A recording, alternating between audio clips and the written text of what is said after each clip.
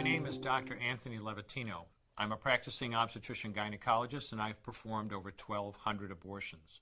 Today I'm going to describe a second trimester surgical abortion called dilatation and evacuation, or D&E. A D&E is performed between 13 and 24 weeks of pregnancy. After administering anesthesia, the abortionist uses a weighted speculum, like this one, that opens the vagina widely.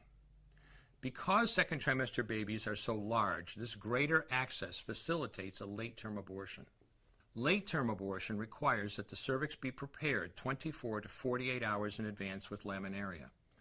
Laminaria is a type of sterilized seaweed that absorbs water over 8 to 12 hours and swells to several times its original diameter.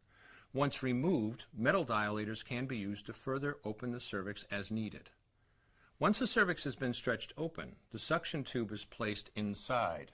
A baby at 20 weeks gestation is as big as the length of my hand, from head to rump, not counting the legs. The suction machine is turned on, and pale yellow amniotic fluid surrounding the baby is suctioned out through the catheters. With babies this big, they don't fit through catheters this size. The baby's bones and skull are too strong to be torn apart by suction alone. This is a Sofer clamp. A Sofer clamp is made of stainless steel. It's about 13 inches long. The business end is about 2.5 inches long and a 1/2 inch wide, and there are rows of sharp teeth. This is a grasping instrument. When it gets a hold of something, it does not let go. The abortionist uses this clamp to grasp an arm or leg.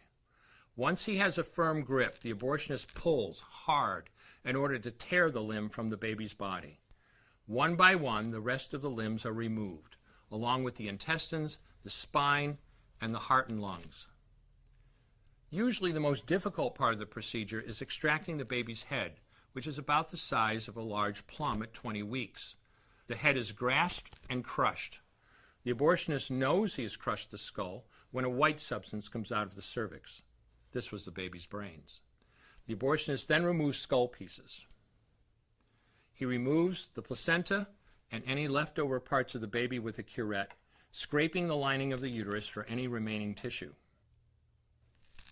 The abortionist then collects the baby parts and reassembles them to make sure that there are 2 arms, 2 legs, and all the pieces. Once all the parts have been accounted for, the abortion is complete. For the woman, this procedure carries a significant risk of major complications, including perforation or laceration of the uterus or cervix, with possible damage to the bowel, bladder, and other maternal organs. Infection and hemorrhage can also occur, which can even lead to death.